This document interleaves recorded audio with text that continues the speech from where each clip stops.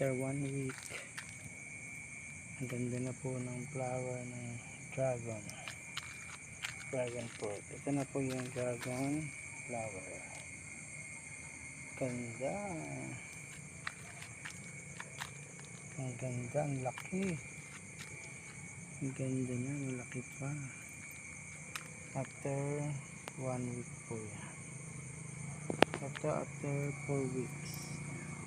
After 4 weeks po. Pag nagpula na yan, hinog na po yan.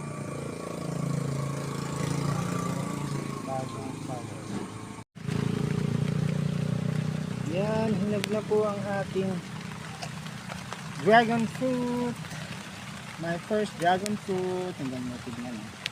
Ganda. Ito pa yung second dragon fruit. Ano pa yan? 4 weeks. Ito, naka 4 weeks na. Ito na po siya after 6 weeks. Harvest na po natin. Okay, ganda diba?